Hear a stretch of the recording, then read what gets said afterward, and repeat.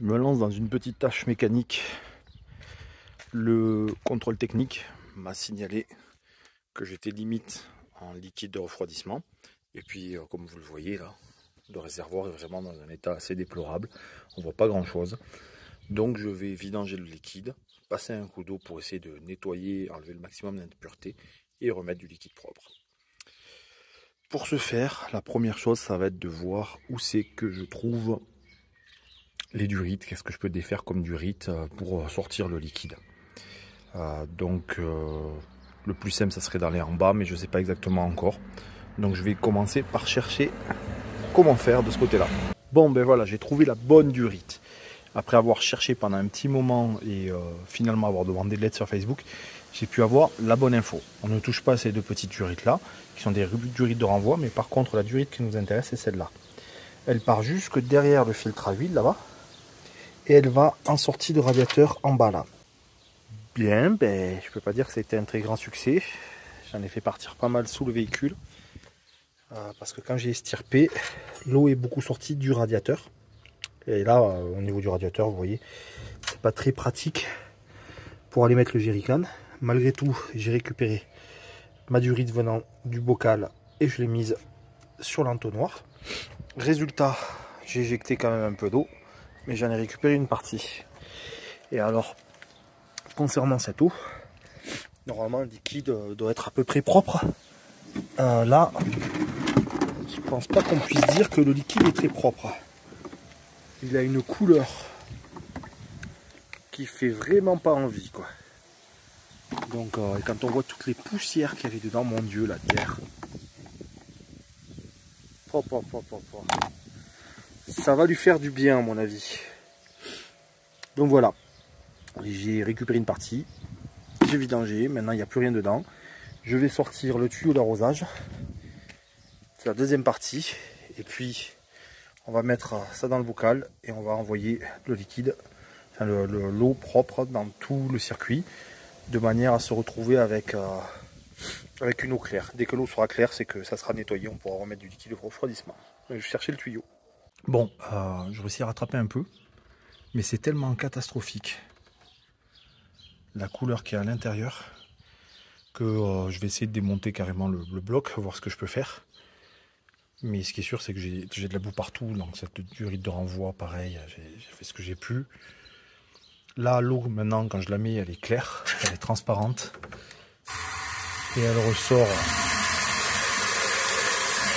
ressort propre aussi. Voilà.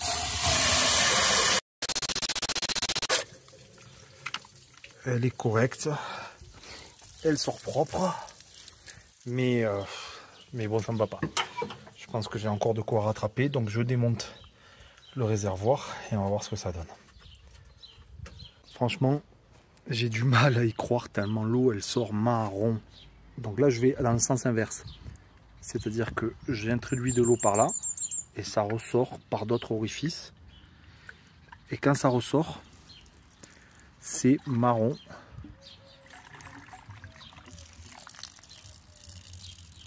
Ça donne envie. Hein. Purée. Ça craint. Donc on va continuer. On va passer donc au décapage du réservoir. Pour ça, je bouche tous les petits orifices du réservoir, surtout celui-ci.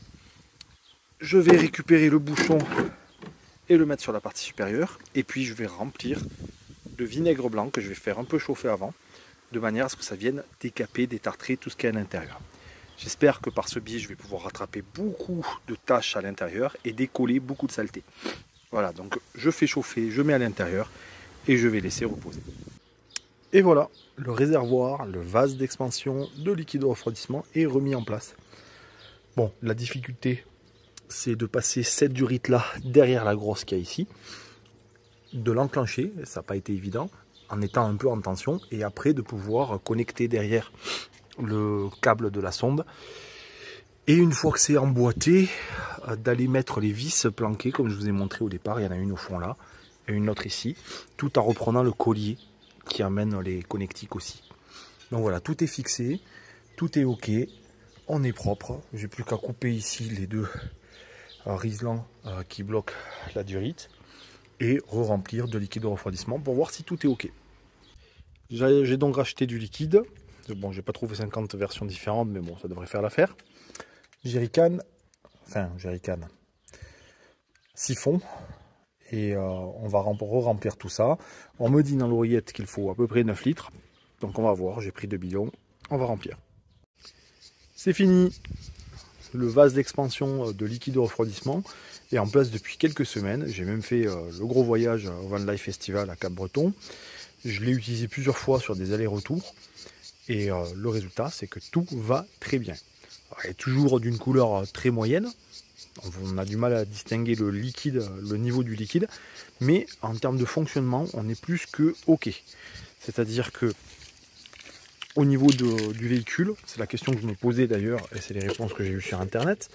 Il faut savoir que les liquides, les températures de moteur doivent être moyennes entre guillemets. Donc là vous voyez qu'il s'est mis pile poil au milieu. Il faut que ça soit ni trop froid ni trop chaud. Et sur les centaines de kilomètres que j'ai fait, le liquide est toujours resté à cette température là. Donc on est très bien. C'est un problème réglé de plus.